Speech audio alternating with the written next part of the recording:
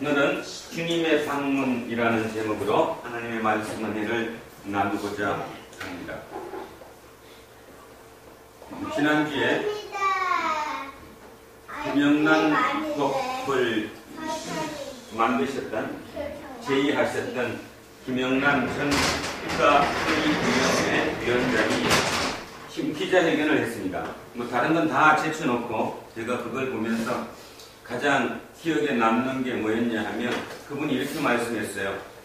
김영란 법의 최대의 저항 세력은 우리 마음속에 있는 부패 심리다. 그 말이 막 너무나 크게 와 닿았습니다. 정확한 표현을 하셨죠. 뭐 저항 세력이 기득권이다 이런 개념이 아니라 결국 인간의 가장 우리 속에 있는 부패 심리가 그 법의 가장 저항 세력이고 가장 큰 적이다. 제가 그 글의 얘기를 들으면서 그렇다. 우리도 마찬가지다. 우리도 예수쟁이의 적이 누굴까? 예수쟁이의 적이 누굴까? 안티 그리스도인? 그들이 우리의 적일까? 그게 적 그리스도일까? 우리의 적은 누구냐 하면 내 속에 있는 종교심입니다. 종교심. 뭐 의의를 달 수도 있을지 모르겠습니다. 저는 우리 속에 있는 종교심이 예수 그리스도의 가장 큰 적이라고 생각합니다. 내가 김영란 그분의 그 기자회견의 내용을 들으면서 내 머리를 친 말이 그리스도의 적은 적 그리스도가 아니라 결국 내 속에 있는 종교심이었다. 그러면 그 뜻이 뭐냐? 이런 말입니다. 세상에는 종교가 당연히 필요합니다. 왜 필요할까요? 누가 만들어서 그런 것이 아니라 우리 속에 아예 처음부터 뭐가 있었기 때문에 종교심이라는 게 있었기 때문에 인간의 역사에 따라 종교가 생겨난 것입니다. 그러니까 종교가 뭐 생겨난 게 인간이 마음속에 있었기 때문에 생겨난 거지 없었는데 누가 종교다 하고 내려준 게 아니다는 거죠. 그러면 그 종교의 가장 핵심적인 내용이 뭐냐? 종교의 핵심은 치성을 들여서 복받는 것입니다. 맞죠? 우리 권사님은 맞아. 권사님 시대는 치성을 들여서 자식 달리게 하고 날마다 정한수 떠놓고 그 집 치성을 들였어요.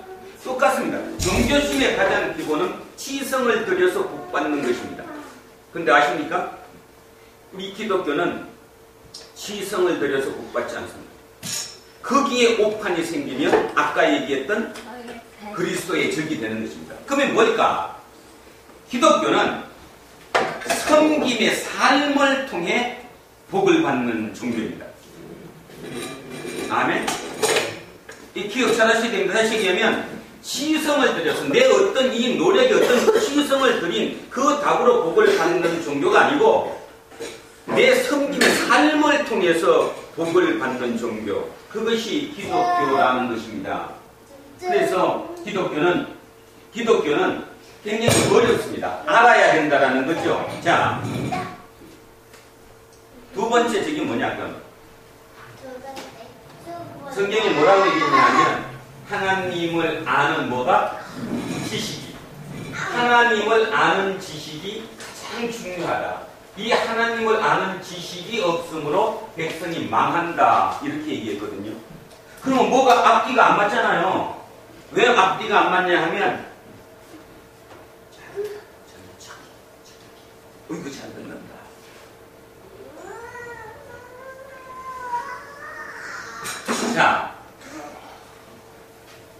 자, 예를 들어 보겠습니다. 다른 종교는 신을 아는 지식이 필요합니까? 아니, 그런 말 들어보셨어요? 어느 종교를 믿는데 그 종교의 그 신을 아는 지식이 필요해야 돼? 그 지식이 없어서 그 종교가 망합니까? 근데 왜 성경에는 하나님을 아는 지식이 없어서 우리가 망한다고 얘기했을까? 뭔가 틀리잖아요, 그럼, 그죠? 뭘까, 도대체 이게? 그래서 이제 이 답을 한번 제가 계속 지금 찾아가고 있는 중입니다. 도대체 왜 하나님의 아는 지식이 필요할까? 우리의 있는, 우리의 종교만 있으면 되는 건데, 그죠? 우리의 종교심만 있으면 종교시면 신을 아는 지식이 필요 없어요. 그냥 열심히 그 신에게 내가 하면 다 받는 건데 왜 하나님의 아는 지식이 필요할까? 땀미가 있어요. 응? 땀미. 뭐? 땀미. 땀미? 땀미가 뭐야? 저거도 안 되죠. 응. 됐어, 그건 너가 돼.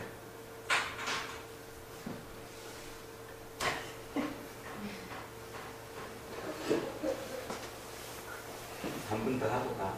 자, 한 번 더. 오이. 그렇지, 그렇지. 자, 잘 그렸습니다. 응? 맞아. 피카소네. 자, 자, 이제 다시 정리를 하면, 자, 뭐에 얘기 지금 막 잊어먹었어? 정교심. 잊어먹었잖아. 정교심. 네? 정교심.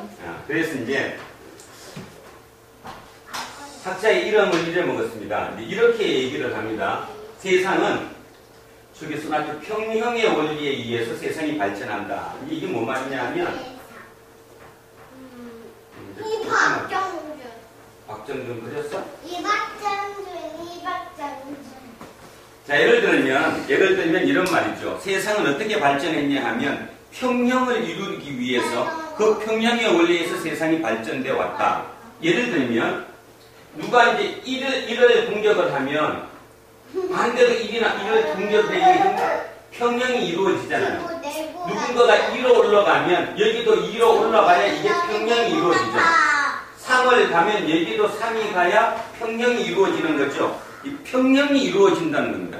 그러니까 결론적으로 인간은 이 기본적으로 어떤 평형을 이룬다는 이 점 때문에 이렇게 계속 업이 돼서 올라간다라는 겁니다. 세상의 발전을 언제라는 거죠?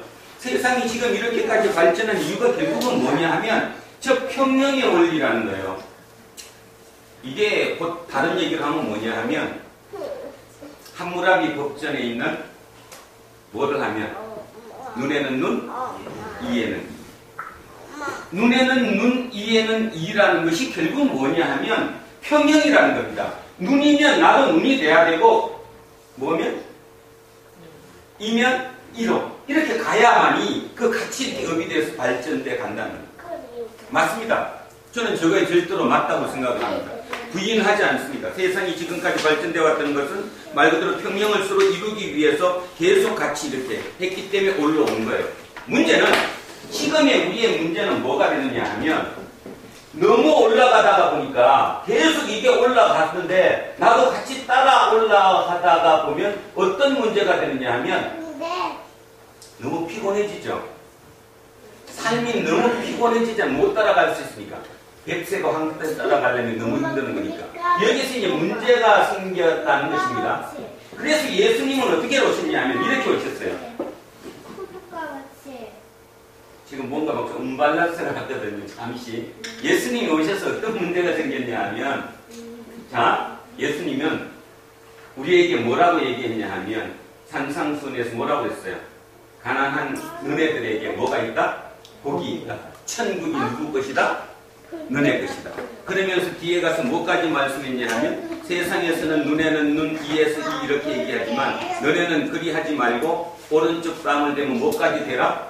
왼쪽 뺨까지 대고 겉옷을 달라 그러면 속옷까지 주라. 뭐죠 그럼? 이게 안 맞잖아요 지금. 다시 얘기하면 여기가 있으면 나도 이걸로 이뤄야 평형이 이루어지는데 예수님은 지금 이 평형을 깨버렸어요. 깨버린 거지. 같이 안 가는 거잖아요. 그죠?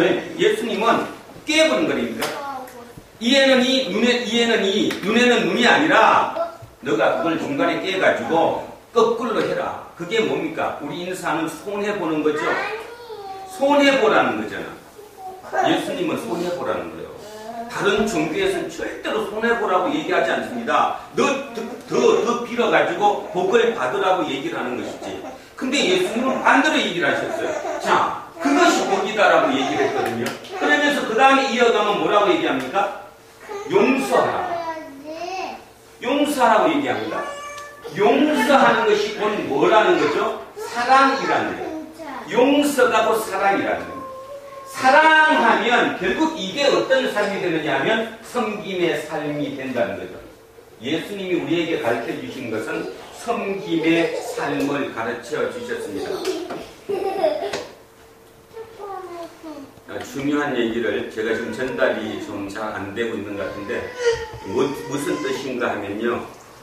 2000년 전 그 당시 시대에는 2000년 전 당시 시대에는 섬김이 미덕이었을까요? 미덕이 아니었을까요? 근데 너 어디가? 아니 그냥 2000년 전에 예수님 그 당시에 미덕이 아니 섬김이 미덕이었을까요? 아니었을까요? 굴종. 종들이나 섬기지요. 그러니까 섬김은 쉽게 얘기하면 미덕이 아니에요. 노예지. 아니죠. 네. 노예만 하는 것이고 신분이 정확했기 때문에 그지? 절대로 윗사람의 밑에다 섬긴 자체가 말이 안 되는 시대거든요. 다시 얘기하면 지금 이런 얘기입니다. 이걸 지금으로 비춰보면 자 이제 제가 우리 인사할 때 우리 조금 손해보고 삽시다. 지금 손해가 미덕이 아니잖아요. 네. 맞죠? 지금 시대에 손해가 미덕이 절대로 아니거든요. 손해본 놈이 빙신이지. 네. 뭐 바보고 천치고 잘못된 거지. 똑같이 예수님 시대 지금으로부터 2000년 시대의 그 로마 제국 시대는 섬김이 미덕이 아니고요. 섬김은 바보예요. 바보. 그죠? 섬김이라는 게 있을 수 없다는 거예요. 단어 자체가 섬김이라는 자체가 말이 안 되는 거거든요. 근데 주님이 뭐라고 말씀하시냐면 자기는 이 땅에 섬기러 오셨다라고 얘기하는 거예요. 무슨 얘기겠습니까? 지금 여러분 머릿속에 지금까지 여러분이 살아오면서 느꼈던 그 단어 섬김이라는 단어가 지금 예수님의 섬김하고는 개념 차이가 엄청난 차이가 나는 거죠. 혁명을 말씀하신 거예요. 혁명을. 예수님이 말씀하신 섬김은 단순하게 지금 우리 뭐 좀 더 해야지 그 개념이 아니라 완전히 반대의 혁명을 한 거예요. 형평 이론을 따지면 남이 일 가면 나도 일을 가서 이렇게 발전을 같이 해야 되는데 남이 삶 갔는데 너는 하지 말라라고 지금 너는 손해보라라고 지금 하는 거거든요. 그래서 기독교는 하나님의 아는 지식이 없으면 말짱 도루묵 되는 겁니다. 제가 요즘 지난주 내내 느끼고 있는 것 중에 하나가 저겁니다. 저거. 뭔가 잘못됐는데 왜 잘못됐냐 하면 예수 그리스도는 종교심을 얘기하지 않았다는 거예요. 그러니까 난 그 김영란 법을 그걸 보면서 너무 머리를 탁쳤어요. 아 맞다. 그분 진짜 정확하신 분이다. 어떻게 그런 표현을 할까? 김영란 법의 최대적은 마음속에 있는 복되십니다. 그러니까 그거를 치는 그 순간에 내 속에 들어왔어요. 아 기독교의 지금 문제는 아무리 떠들어도 이병선이가 뭐라고 설교를 해도 그렇지? 뭐 아무리 떠들어도 결국 그리스도에 대한 아는 지식이 없다면 그 자체는 다 무용이다. 그러면 왜였을까? 아까 얘기했던 것처럼 다른 종교는 종교 힘만 있으면 돼. 종교 힘만 있으면 되니까 더 남들보다 치성을 더 많이 드리면 내가 당연히 복을 받는 거예요. 그런데 기독교는 치성을 들여서 받는 종교가 아니라 내 삶으로 받는데 문제는 그 삶이 기존의 삶, 세상의 삶과는 반대라는 사실입니다. 그러니까 안 먹혀 들어가는 거지. 반대인데 들어가. 그러니까 결론적으로 얘기하면 1000명이 믿든 10,000명이 믿든 그 중에 진짜 깨달은 자 그 한 명이 진짜 예수쟁이일 뿐 나머지는 다 가짜라는 겁니다. 이런만 예수쟁이라고 부를 뿐 나머지는 싹 다 가짜라는 거예요. 그러니 진짜 하나님이 계시고 예수 그리스도가 지금 우리 속에 이 가운데 함께 거하신다면 그분이 웃을 날이 없으실 것 같아요. 웃지 못하지. 서로 땀만 먹고 있는데 땀만 먹고. 그지? 그분은 우리에게 너네들은 이 땅에 섬기면서 살아. 그래야 그것이 하나님의 나라야. 그래야지 너네들이 새로운 기준이 될 수 있어. 이렇게 얘기하는데 우리 거꾸로 하나님 복 주세요. 복 주세요. 거꾸로 계속 추구하는 게 완전히 틀려지니까 하나님에 대한 아는 지식이 없다면 기독교는 끝난 것이다.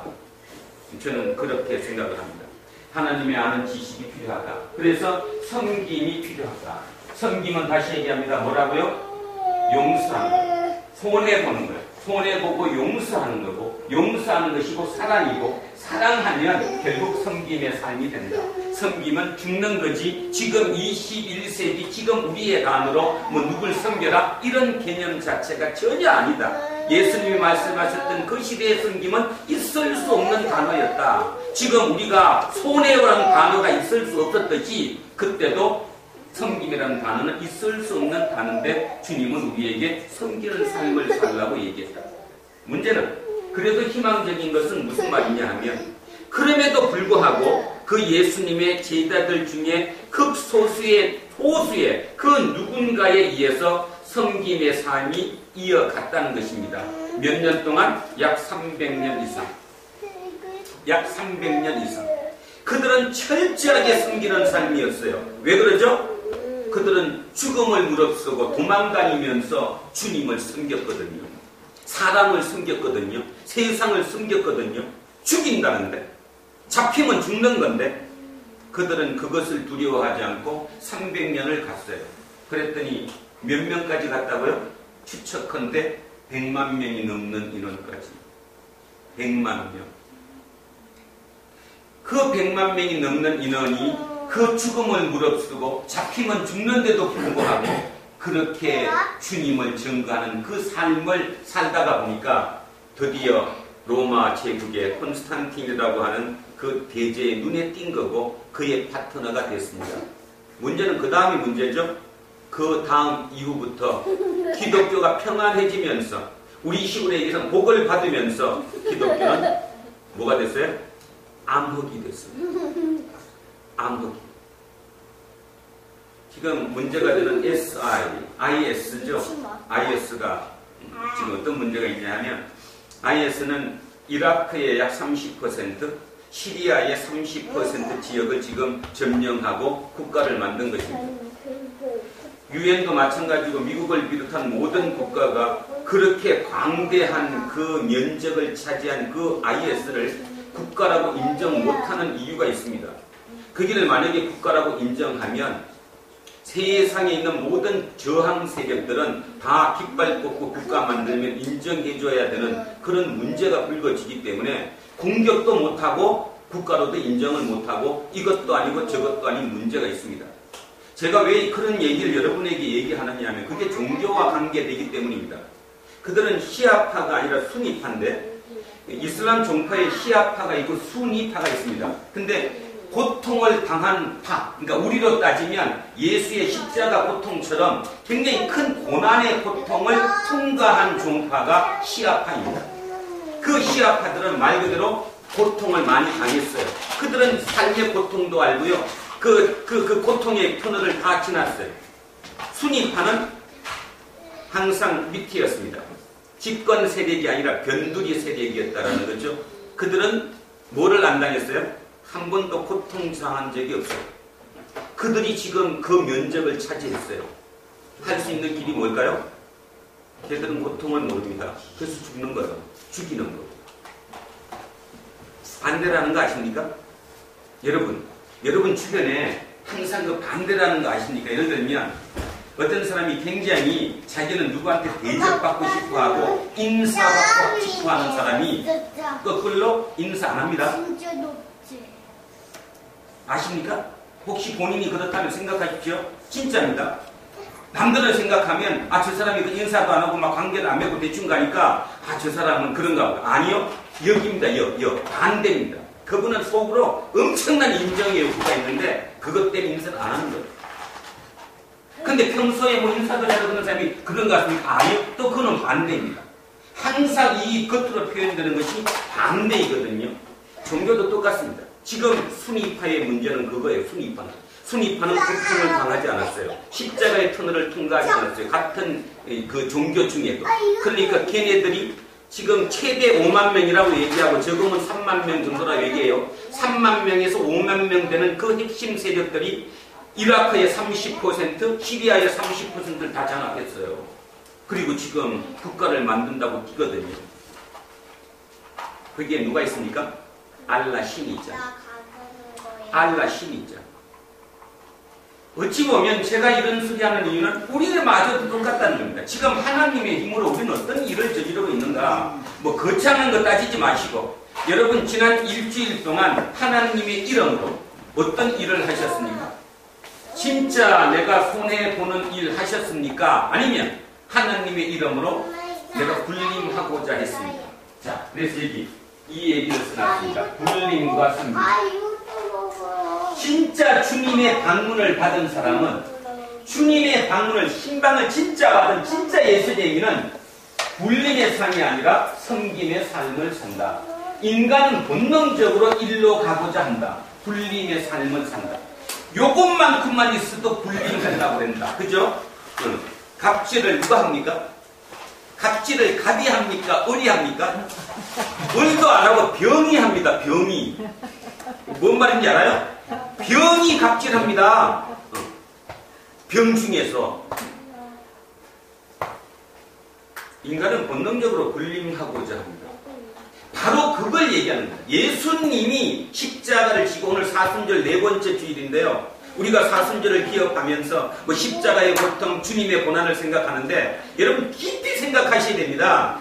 주님이 고난 당하신 이유는 너네 우리의 삶을 바꿔주기 위한 거예요. 결론 다시 얘기하면 너 치성들이지 말고, 치성들인다고 내가 되는 것이 아니라 네 삶으로 나를 보여주라. 내가 본을 보여주겠다. 그 삶이에요. 주님의 삶은 불림의 삶이 아니라 섬김의 삶이에요. 다시 한번 말씀드리는데, 이 섬김이라는 이 표현을 지금 우리의 단어로 듣지 말란 얘기입니다. 2000년 전에 저 단어는 단어조차 없었던 단어였고, 어느 누구도 섬김이라는 얘기하면 무시당했던 거예요. 지금 여러분이 손해보고 삽시다 그러니까 무시당하는 것처럼. 중요한 사실, 여러분이 여기서 인사할 때 우리 조금 손해보고 삽시다 했다고 밖에 사람 안 들었어. 여러분밖에 안 들었잖아 지금. 그런데도 불구하고 누가 누구를 정죄하죠 지금? 본인이 본인을. 생각해 보시라고 아닌가. 진짜 지난주에 얼마 손해보셨어요? 나는 진짜 손해보려고 했습니다. 조금이라도 손해보려고 진짜 애써요. 의도적으로도 애써요. 그러면서 저 묵상용 보고 하나님이 지난주에 저에게 저 메시지를 받았다고 해야 되겠죠. 그죠? 목사가 그냥 받았다면 안 되니까. 그렇다고 하여튼 아까 얘기했던 것처럼 그 김영란 그 분의 그 기자회견을 들으면서 내가 내 머리를 쳤다고 얘기했고, 거기에서 찾아간 것이라고 얘기했어요. 손해보게 사는 게 정답입니다. 김영란 그분은 기독교인이라고 하긴 좀 뭐하죠. 그럼에도 불구하고 그분은 우리보다 더 적극적으로 우리 이상의 하나님 것을 실천하면서 살아가는 사람입니다. 그죠? 그런데 도대체 여러분들은 예수 이름을 믿고 뭘 하고 계시냐 이거지. 불림하고자 하는 게 아니라. 근데 이게 만만치 않다는 겁니다. 만만치 않기 때문에 지식이 있어야 되는 거예요. 지식이 없으면 이걸 이겨내지 못하니까. 그래서 또 한 번 얘기합니다. 설교를 듣고, 인간이 다 그렇지. 설교는 저렇게 하지만, 그렇게 끝없이 여러분 마음속에 생각하신다면, 여러분 영원히 천국의 기쁨을 맛보지 못한다. 천국의 기쁨을 맛보지 못한다. 지금 진짜 세상의 흐름이 엄청난 기준을 두고 틀어지고 있어요. 상상하지 못할 일이 지금 대한민국에서 벌어지고 있는 것처럼 큰 흐름이 지금 변화되고 있어요. 근데 그 변화 속에서도 아직도 진짜 이 의미를 못 알아들어서 나는 그래도 지금 못해서 이렇게 못하는 거지, 조금만 힘이 생기면 이렇게 하겠다고 생각하신다면 여러분은 심각한 것이다, 그런 뜻입니다. 자, 이 점에서 하나만 우리를 되돌아보고자 합니다. 어떤 점이냐 하면 명예라고 하는 건 뭘 못하고요, 명예까지 가지 않더라도 내 자존심을 지킨다고 생각하는 부분에 대해서 한번 생각해 보고자 합니다. 예수님이 이 땅에 사셨던 그 기간 동안 이 땅에 오셔서 가장 비천한 곳으로 왔고요, 그 비천한 부모 밑에서 진짜 비천한 삶을 살아오셨습니다. 근데 그분이 택하신 그 길은, 그 비천함을 벗어나는 길이 뭐였냐 하면 삶이었어요. 그거를 벗어나는 길이 힘으로 싸워서 뭐를 쟁취하는 게 아니라 내 삶으로 그거를 이겨내고 다음 길을 가고자 하셨던 거예요. 그러면 뭐를 버렸어요? 자기 자존심도 버린 거고, 그 당시로 따지면 자기의 명예도 버린 거고, 모든 것을 다 버렸어요. 버렸기 때문에 자유로워지신 거고, 자유로워지셨기 때문에 그 길을 갈 수 있었다는 것입니다. 근데 우리는 지금 요만한 내 자존심. 그 자존심이 뭐냐면 관계 속에 있는데, 그치? 그것마저 못 버리셔가지고, 그거를 지키고자 내가 지옥에 사는 거예요. 제가 참 제 입으로 이런 표현을 써서 참 대단히 죄송하지만, 과거에 사시면 안 됩니다. 제가 요즘 우리 아버지를 위해서 기도하면서 참 딱합니다. 아들이 아버지를 가르칠 수도 있는 것도 아니고 가르친다고 해서 듣고 있는 것도 아니고 제가 이렇게 하는 이유는 여러분 기도해 주시라고 하는 것입니다. 벌써 그 연세에, 그죠? 이제는 그 세상을 뭐 살 만큼 사신 그 연세에 자기가 지금까지 살아오셨던 그 가치관, 그 자존심, 말도 안 되는 그거를 지키기 위해서 이 아들이 창피한 겁니다. 제가 지금 제 아버지를 욕하는 것이 아니고요. 우리 또한 내 속을 들여다보라고 말씀드리는 거예요. 그것 때문에 우리 아버님은 지금 지옥을 사세요. 지옥을 사신다니까. 오늘 지금 이 순간에도 지옥 속에서 투쟁하고 사죠. 여러분 또한 마찬가지일 수 있다는 거예요. 예를 들면 뭐 권사님도 그렇고 내가 옛날에 어떻게 살았는데 또는 뭐 장로님 따지었고 내가 옛날에 어땠는데 그 옛날에 내가 어땠는데 그 명예 그 자존심 그거를 만약에 떨어지는데도 불구하고 그걸 지금 지키겠다고 하시면 그건 예수 아닙니다. 내가 이번에 제대로 알았어요. 예수가 누군가에 대해서. 예수님이 우리에게 진짜 너가 자유롭고 진리가 너를 자유롭게 한다는 말의 의미를 진짜 제대로 안 거예요.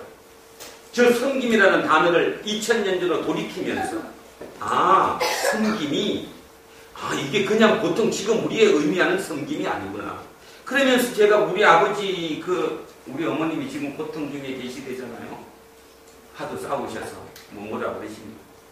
그러니까 그분을 생각하는 거예요. 아들 입장에서 내가 내 아버지를 생각해 보면 왜 그걸 못 버리실까라고 나는 이제 기도하는 거죠. 그죠?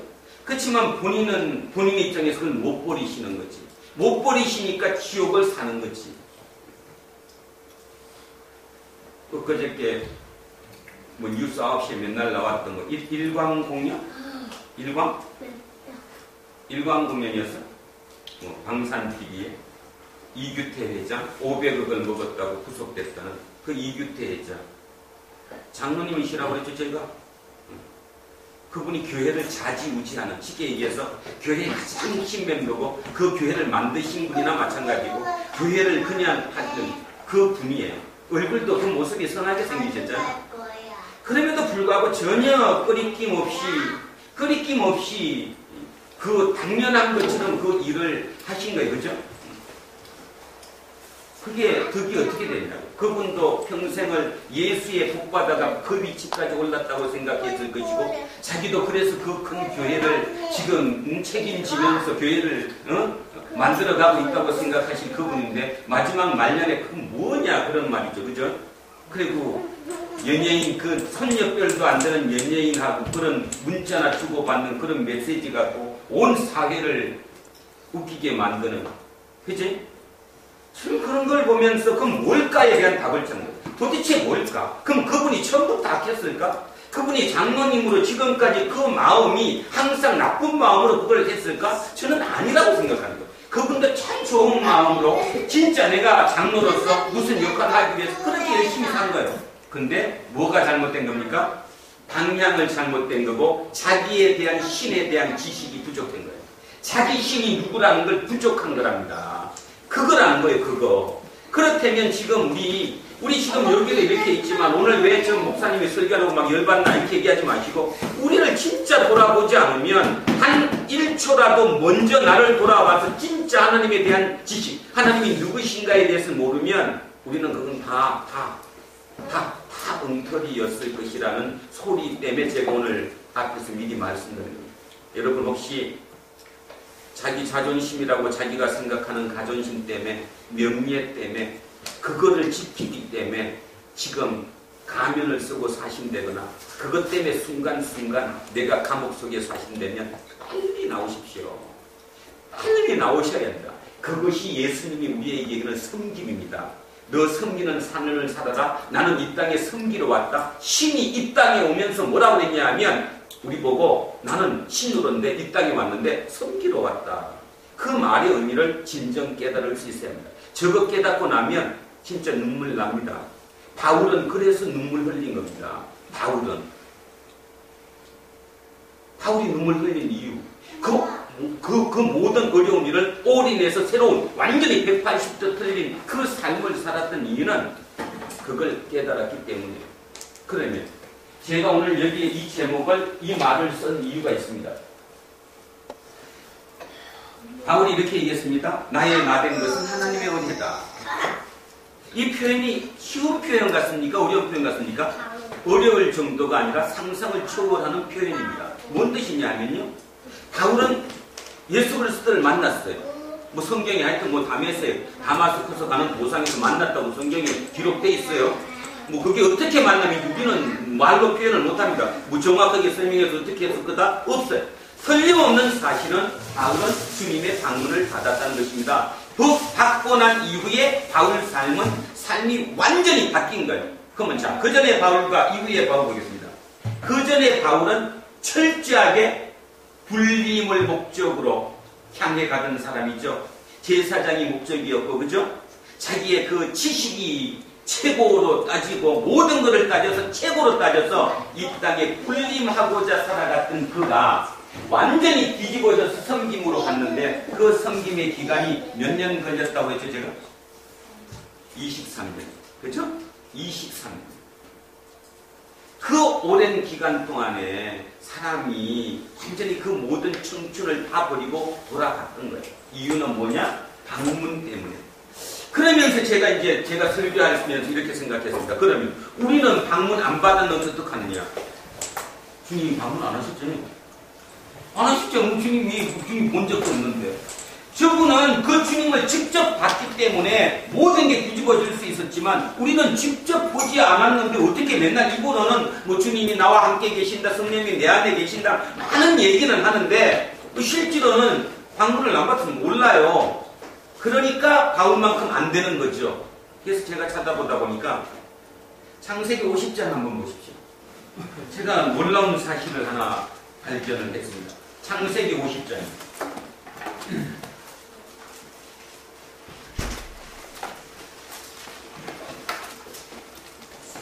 자, 창세기 50장 맨 끝머리에 24절, 25절. 자, 24절부터 제가 읽겠습니다. 80절입니다. 창세기 50장. 자, 창세기의 맨 마지막에 50장에 마지막 절에 이렇게 얘기합니다. 요셉이 그의 형제들에게 이르되 나는 죽을 것이나 하나님이 당신들을 돌보시고, 찾으셨을 분들이 줄처럼 써요. 돌보시고. 자, 그 다음, 당신들이 이 땅에서 인도하여 내사 아브라함과 이삭과 야곱에게 맹세하신 땅에 이르게 하시리라 하고, 요셉이 또 이스라엘 자손에게 맹세시켜 이르기를 하나님이 반드시 당신들을 돌보시리니 당신들은 여기서 내 해골을 메고 올라가겠다 하라 하였더라.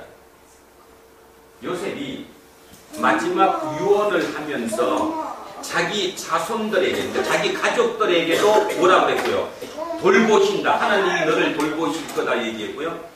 이스라엘 민족한테도 뭐라고 그랬냐면 하나님이 당신들을 돌보실 거라 얘기했어요. 여기에 이 돌보다라고 번역한 이 단어가 방문하다입니다. 방문하다.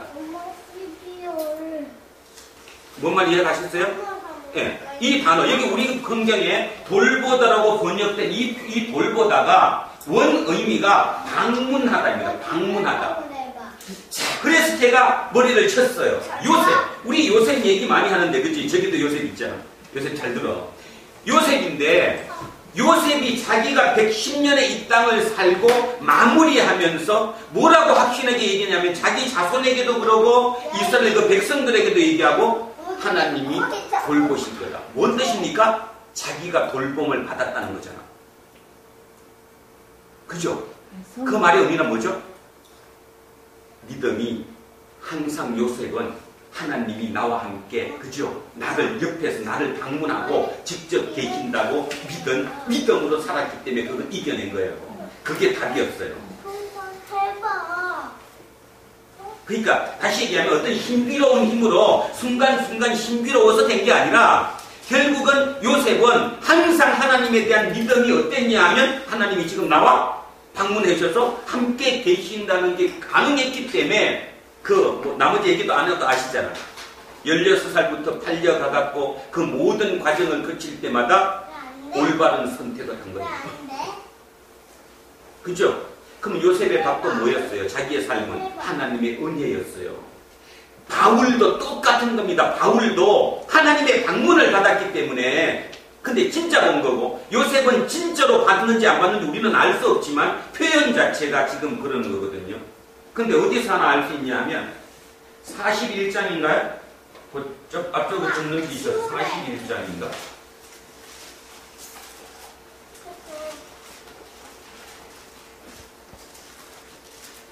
자,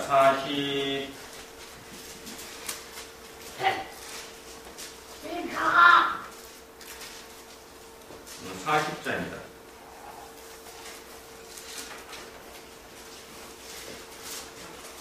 아들 이름 잡은 데가 어디 있어요?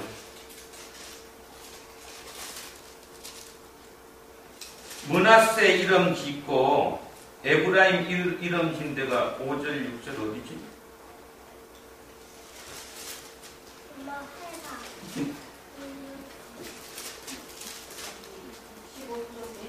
65쪽. 네. 51절. 오케이. 41장 51절. 맞아요. 51절. 자, 여기 51절. 그러니까 64쪽 아니면 65쪽입니다. 65쪽. 예, 거기에. 자, 거기를 보니까 이렇게 나오거든요. 요셉이 그의 장남의 이름을 므낫세라 하였으니 이는 하나님이 내게 내 모든 고난과 내 아버지의 온 집 일을 잃어버리게 하셨다 하며. 뭔 말이죠 이게? 잃어버리게 하셨다 해서 아들 이름을 잊어버렸다고 진 건데 결국 이게 뭔 말이냐면 잊어버려야 될 만큼 그 집의 일, 형제간의 일 모든 것이 자기 속에 엄청난 스트레스를 준 거잖아요. 그죠?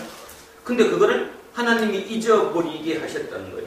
그럼 이 하나님이 누구라는 겁니까? 방문하신 하나님이지 저 멀리 입으로만 맨날 부르는 그 하나님이 아니라 내 옆에서 지금 그 힘들 때마다 나를 방문하셔서 옆에서 해주셨던 그 하나님. 그래서 그 시기를 버텨낸 거라는 거죠. 결론은 주님의 방문을 받은 또는 하나님의 방문을 받은 요셉은 불림의 삶이었습니까? 섬김의 삶이었습니까? 섬김의 삶이었잖아요. 그죠? 그 당시는 당연히 아닌데도 불구하고 그는 철저하게 섬기는 삶을 살았잖아요. 그랬더니 위에 올라선 거잖아. 새로운 기준이 된 거고.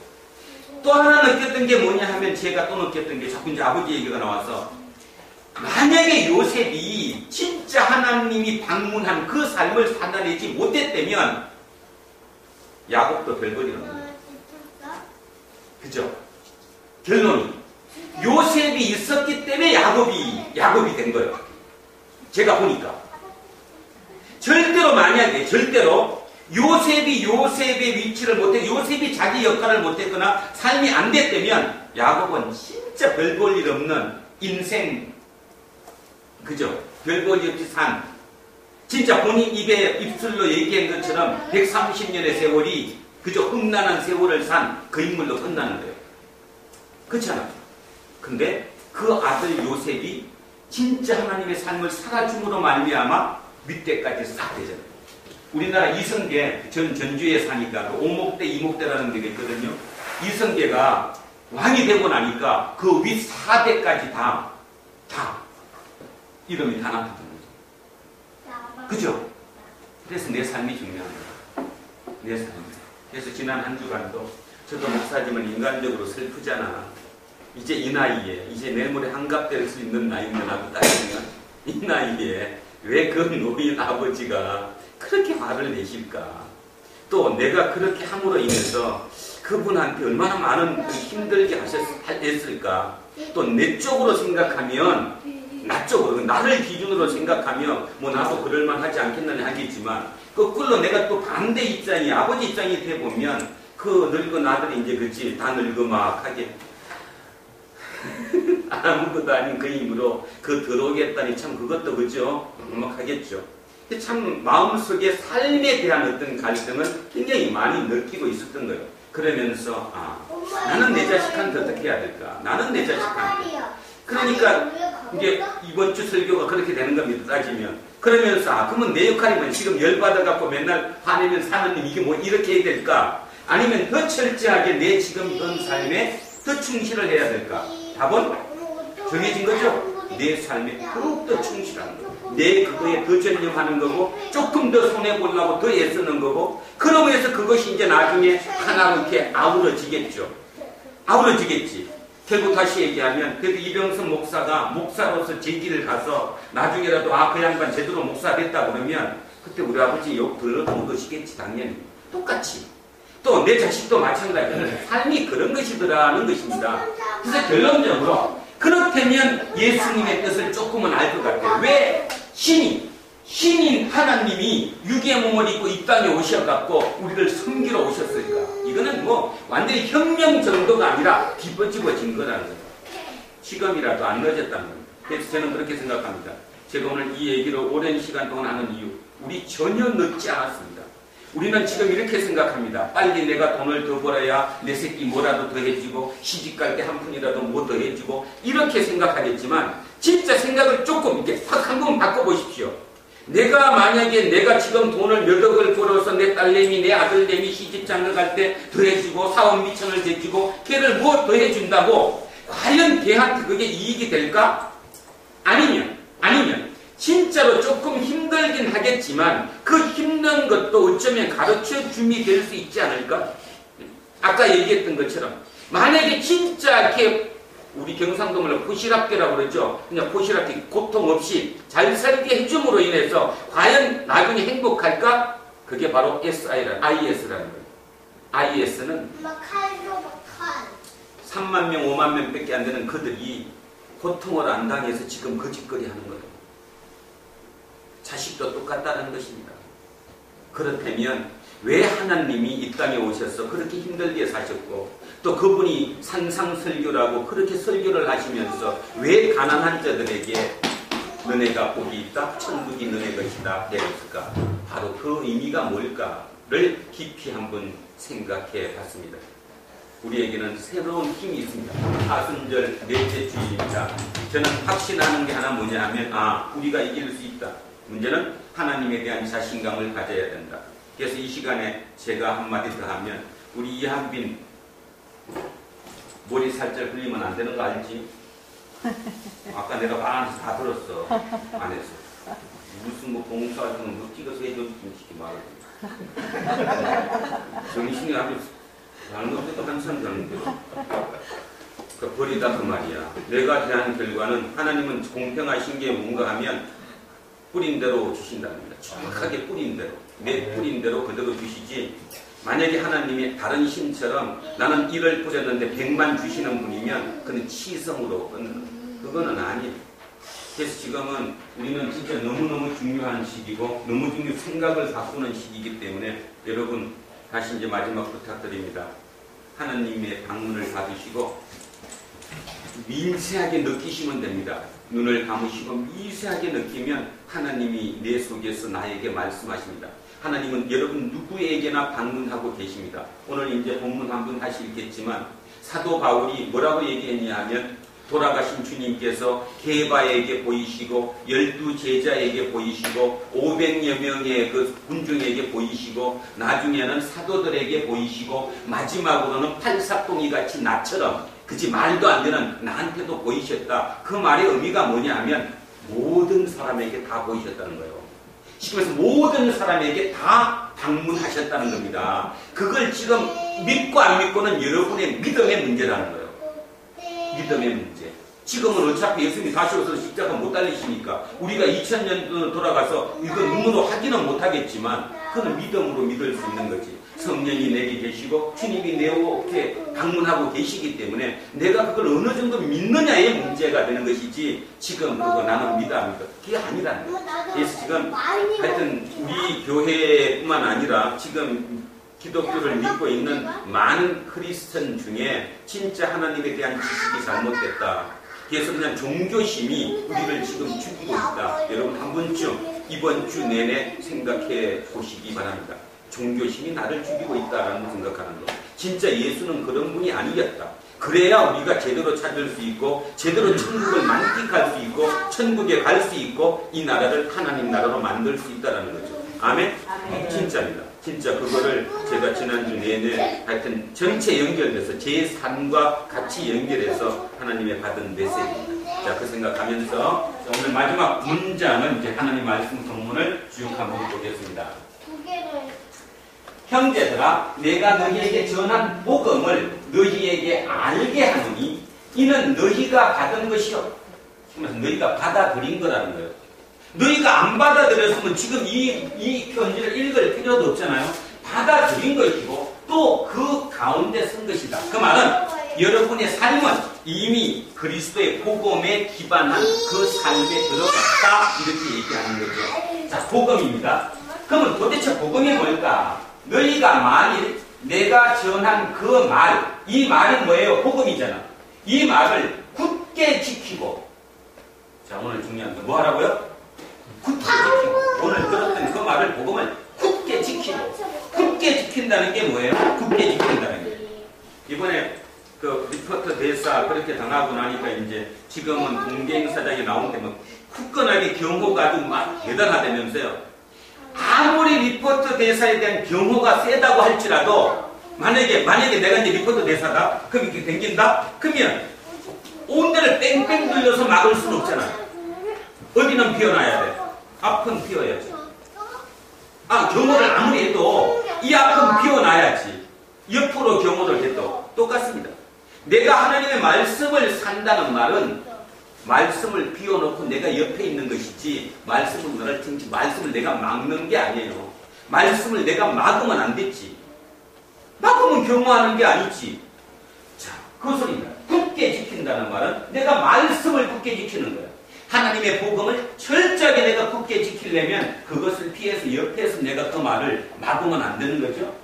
자, 헛되이 믿지 아니하였으면. 자, 믿는데 어떻게 믿어요? 헛되이 믿는다. 지금 두 개가 나왔습니다. 바울이 얘기하는 거. 하나는 굳게 지켜야 한다. 두 번째는 헛되이 믿어서는 안 된다. 그럼 헛되이 믿는 게 뭐예요? 저거지. 헛되이 믿는 게 지식 없이 그냥 세상의 종교심으로 군림하기 위해서 누군가에게 군림하기 위해서 내 모든 게 뭐가 뭔지도 모르고 남들 종교처럼 그냥 믿는 거. 그거는 당연히 헛되이 믿는 거죠. 믿지 아니하였다면 그로 말미암아 구원을 받으리라. 내가 받은 것을 먼저 너희에게 전하였노니 이는 성경대로 그리스도께서 우리 죄를 위하여 죽으시고 장사 지낸 바 되셨다가 성경대로 사흘 만에 다시 살아나서. 이 중요한 말이 있는데 성경대로입니다. 이 성경은 구약 성경 하나님 말씀이에요. 그 말씀대로 죽으셨다가 살아나셨어요. 여기에서 죽으신 것까지는 다른 종교에 되어 있습니다. 사람 왜 죽어야 되죠? 만약에 옛날에 구약을 보면 양을 대속했잖아요. 양을 대속하려면 어떻게 하면 이런 거예요. 내가 만약에 죄를 졌어. 그래서 양 한 마리를 갖고 와. 그럼 내가 그 양 머리에 손을 얹고 안수를 해요. 그런 뜻이 뭐예요? 나가 죽을 죄인인데 내가 지금 어떤 죄를 져갖고 내가 죄인인데 내 대신에 이 양이 대신 죽는다라는 거죠. 그래서 목도 누가 땁니까? 그 당사자가 땁니다. 제사장이 따는 게 아니고요. 손에 안수한 다음에 마지막 따는 것은 피를 보는 것은 당사자가 제사를 지내는 당사자가 따야 돼요. 그게 대속입니다. 대속. 근데 문제는 뭡니까 그게? 잘못할 때마다 양을 죽여야 돼요. 잘못할 때마다. 그치? 여러분 맨날 주일마다 기도하실 때 지난 한 주간의 죄를 용서해 주는. 그러니까 매일 죽이셔야지. 만약에 구약식으로 하면 오늘도 한 마리 와서 죽여야 되고 내일도 또 한 마리. 그치? 계속 죽여야 되는 거죠. 그런 상태 아닙니까? 그런데 그러니까 그거는 우리 종교에만 있는 게 아니라 다른 모든 종교에 있다는 것입니다. 계속 제물을 바치는 것. 문제는 여기서 얘기하는 예수님은 뭐라고 얘기하는 거예요? 내가 내 죄가 아니라 너네 죄 때문에, 너희들 죄 때문에 내가 지금 그냥 죽는다. 끝났다. 다시 제물을 드리지 말라. 이런 뜻이잖아요. 그죠? 얼마나 위대합니까? 2000년 전에. 2000년 전에 저런 생각을 했다니. 우리는 지금도 하고 있는데, 지금도 무당 못할 때 막 제물 갖다 죽여서 갖다가 제물로 놓고 하는데, 2000년 전에 저렇게 생각하신 거예요. 문제는 그 다음입니다. 사흘 만에 다시 어떻게 했어요? 살아나셨다. 제일 중요한 거 살아나셨다는 것입니다. 이게 부활하셨다는 거죠. 그러면 그 증거가 뭐냐가 이게 문제죠. 그러면 여기서 이제 먼저 하나. 왜 이렇게 줄줄이 이렇게 썼을까요? 누구에게 보이고 누구에게 보이고? 안 믿으니까. 고린도 교회 교인들이 부활을 믿지 않았습니다. 여러분도 지금 안 믿듯이 그 당시에도 안 믿었어요. 자, 그랬더니 이렇게 얘기한 거예요. 게바에게 보이시고. 게바가 누구죠? 베드로. 베드로에게 보이시고. 질문. 예수님이 부활하신 거를 베드로가 제일 먼저 봤어요? 누가? 만약 여자들이 먼저 봤죠? 여자들이 먼저 봤어요. 근데 왜 저기 여자들이 이름 안 썼을까? 사람들이 그때만 하더라도 여자들은 별로 지금 이렇게 믿지를 못하는 거지. 고린도교회 교인들한테 여자 먼저 보였다 그러면 웃기는 소리 하고 이렇게 얘기할 거니까. 그래서 그래도 이름이 있는 게바, 베드로에게 보이시고 그 후에 12제자에게와 그 후에 500의 형제에게 일시에 보이셨나니 그 중에 지금까지 대다수는 살아있다. 아직도 안 돌아가셨다. 자, 그 다음 7절에 그 후에 야고보에게 보이셨으며, 이 야고보가 누구입니까? 동생입니다. 예수님의 동생, 혈족이죠. 혈족. 동생 야고보입니다. 그 야고보에게 보이셨어요. 여러분, 야고보가 원래 형을 믿었을까요? 안 믿었을까요? 안 믿었어요. 성경 나오죠. 그제 친척들이 와서 혹시 형이 미친 거 아닌가 하고 어머니 모시고 왔었잖아요. 그 동생, 바로 밑에 동생인데 그 동생에게 나타나셨어요. 그랬더니 야고보가 어떻게 됐어요? 야고보가 그 이후에 이스라엘 공동체 예루살렘에서 대장 리더 역할을 했다는 거죠. 나중에 게바가 위대했던 이유, 그러니까 베드로가 위대했던 이유가 실제로 제자로 따지면 베드로가 수제자니까 베드로가 리더가 돼야 되는데 베드로가 물러나 주잖아요. 누구한테? 야고보에게. 왜 그랬을까요? 야고보가 베드로보다는 위치가 좋았다는 거예요. 핏줄이었기 때문에. 우리는 이런 얘기하면 난리 났죠. 지금 이렇게 얘기하는 거지. 이렇게 성당은 난리 나요. 여러분, 성당은 천주교는 마리아를 숭배합니다. 성녀로 거룩한 인간으로. 그래서 야고보 밑에 유다 이 자녀들 있는 것을 사촌이라고 밝혀요. 모르셨죠? 사촌이라고. 왜냐하면 천주교에서는 마리아 자체도 일단 그 성스러운 인물이기 때문에 만들려면 자식을 놓으면 안 되거든. 그래서 성경에 그렇게 예수님 동생이 있다고 나온 것은 사촌이다. 그래서 이제 미화시키는 거죠. 이제 그런 부분에서 이제 개신교와 엄청나게 지금 차이가 나는 거죠. 근데 여러분은 성경을 제대로 읽어봐도 야고보가 예수님 동생 맞습니다. 네, 예수님 동생. 마리아가 낳은 아들이 맞아요. 그 아들에게 나타났어요. 왜? 형이 동생한테 나타나서 보여준 거예요. 그러니까 동생이 완전히 형을 믿게 된 거지. 그래서 위대한 지도자가 됐다 그런 뜻입니다. 그 후에 모든 사도에게와 맨 나중에 만삭되지 못하여 난 자, 우리말로 따지면 팔삭동이라고 되죠. 내게도 보이셨느니라. 그래서 나는 사도 중에 가장 작은 자라. 나는 하나님의 교회를 박해하였으므로 사도라 칭함받기를 감당하지 못할 자니라. 여기서 제가 이제 나중에 해야 될 부분을 한마디만 여기서 하고 넘어가겠습니다. 여기 뭐라고 뜻해주래? 하나님의 교회를 박해했대요. 자, 질문합니다. 사도 바울이 교회를 박해했습니까? 예수쟁이를 박해했습니까? 예수쟁이를 잡았잖아. 그죠? 그런데 바울이 바뀌었을 생각이. 어떻게 바뀌었냐 하면 지금 여기 표현처럼 하나님의 교회를 박해했다고 자기 고백이 바뀐 거예요. 왜 바뀌었냐 하면 다마스커스 가는 도상에서 주님이 나타나셨잖아요. 그랬더니 주님이 뭐라고 했냐면 너가 박해하는 예수다.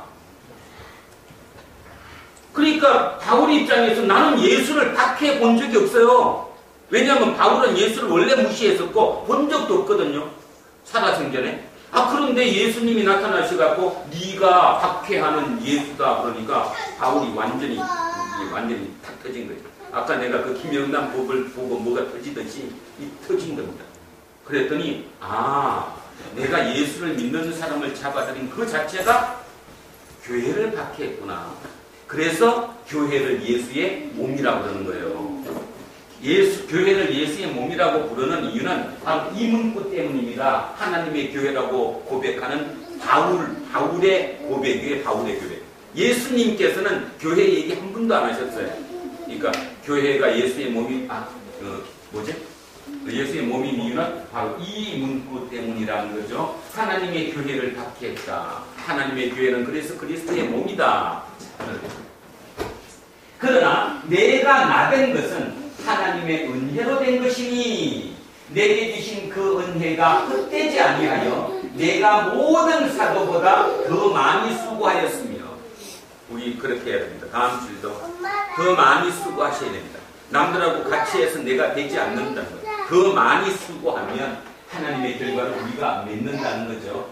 그래서 오늘 부탁이 아니고 그냥 어드바이스 겸 하나 하면 KBS 1에서 오늘 8시에 배상민 교수의 특강이 2번째 시간이 있습니다. 혹시 어저께 보셨다면 오늘도 꼭 보시고 안 보셨다면 그거 오늘 거 꼭 보신 다음에 1편 꼭 한번 보십시오. 아주 상당히 제가 거기서 배운 게 많습니다. 그 배상민 교수. 그러니까 그분이 이렇게 얘기했습니다. 다른 거 딱 2마디만 하면 어저께 일부 했는데 카이스트 교수입니다. 하여튼 그분이 만든 디자인한 거를 한번 보시면 절로 말이 나올 정도로 우리가 얼마나 막혀서 사는가에 대한 어떤 답을 얻을 것 같아요. 다른 분들도 많이 이렇게 좀 좋아하는데 차원이 틀리는 답을 제가 어저께 그 배상민 교수의 얘기를 보면서 들었어요. 그분이 이렇게 얘기했습니다. 자기는 우리 어떤 이처럼 딴따라가 아니라 걔는 진짜 춤추는 발레를 하고 싶대 남자인데 근데 부모님이 아버님은 군인 출신이고 아버님 집안 자체가 그러니까 2개 쪽은 다 군인 출신이야. 차렷, 경례, 시험 이런 것만은. 그 다음에 모계 계통은 다 목사님이시래. 외삼촌도 목사 이렇게. 그러니까 이런데요. 잘못을 하면 아침에 아버지가 일어나. 박아.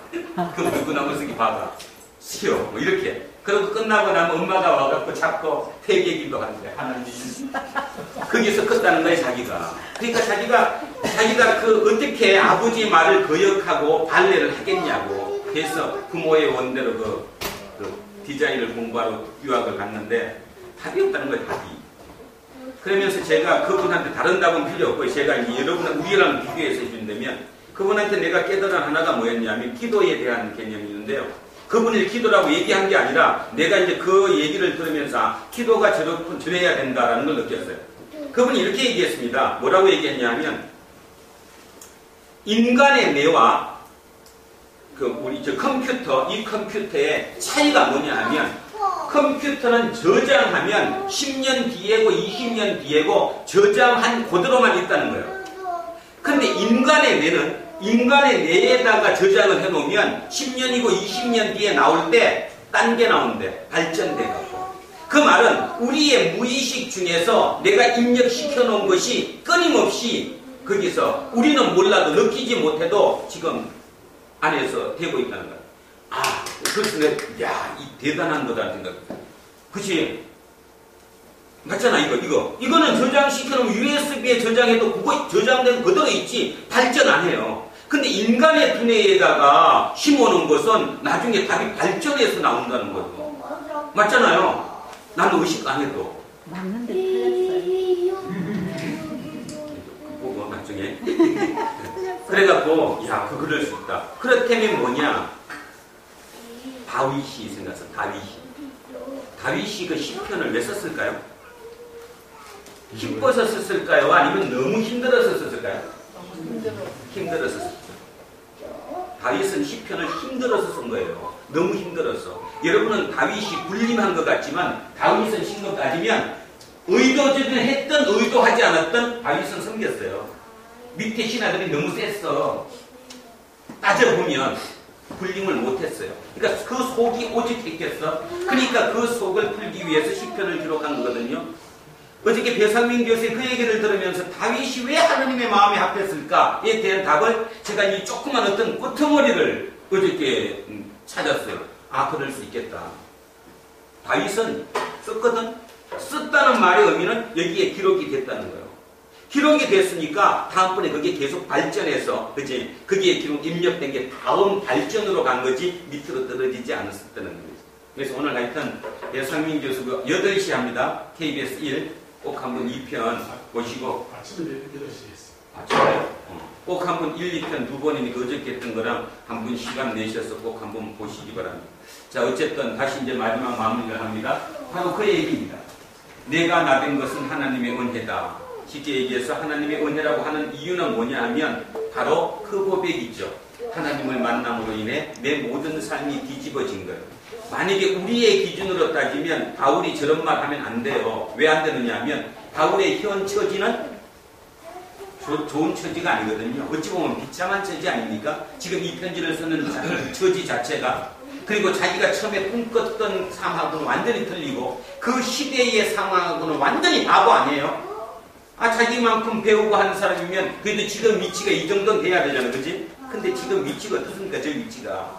근데도 그것을 자기의 은혜라고 고백할 수 있는 것, 그게 바로 주님의 방문을 받은 섬김의 삶을 살았던 바울의 고백이라고 하는 거죠. 자, 그러므로 나나 그들이나 이같이 전파하매 너희도 이같이 믿었느니라. 그러니까 바울이 전파한 것은 복음을 전파했다는 겁니다. 복음이 뭐냐? 예수 그리스도가 하나님의 아들인데 내 죄를 대신해서 죽으셨다가 3일 만에 살아나셨다. 이것이 답이라는 거예요. 살아나셨다. 그래서 너가 어떻게 살아야 되느냐? 섬기는 삶을 살아라. 섬기는 건 뭐가 전제돼야 된다? 사랑이 전제돼야 된다. 용서가 전제돼야 된다. 그게 없는 것은 섬기는 삶이 아니다. 자, 마지막을 이렇게 마무리하겠습니다.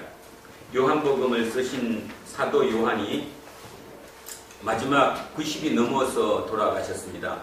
그래서 우리는 요한복음을 복음서의 진수라고 하는 이유가 왜 그러느냐 하면 그분이 80이 넘어서 쉽게 얘기하면 오래 삶을 많이 살면서 자기의 이 모든 성숙한 단계에서 기록한 복음서이기 때문에 거기에 뭔가가 다른 것보다 크다고 보는 것이거든요. 근데 에베소 교회에서 목회하시면서 90 중반에 90이 넘은 중반에 누구가? 요한이 도저히 거동이 불편해서 비스듬하게 누워가지고 설교를 하셨는데 전성입니다. 물론 성경에 나오지 않지만 전성의 기록으로 딱 한마디 설교하셨대요. 서로 사랑하라. 그 답을 왜 제가 말씀드리냐면 예수님의 제자도 답이 사랑이었고요. 바울도 직접 제자는 아니었지만 이후에 자기가 해석한 예수도 사랑이었다는 것입니다. 그 사랑의 전제는 결국은 뭘로 간 거예요? 삶이 섬김의 삶으로 간다는 거죠. 우리 사랑 다 했죠. 그죠? 오늘 이 시간 때문에 안 합니다. 그 사랑은 결국 섬기는 거라. 그 사랑이 전제돼야 섬김으로 간다는 거죠. 그렇다면 결국 예수 그리스도가 오늘 우리에게 사순절 4번째 주일 우리에게 주셔서 섬기는 삶을 살아라. 그러려면 전제 조건 나를 믿어라.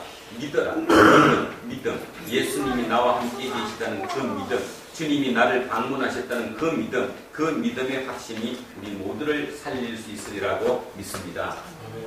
기도하겠습니다.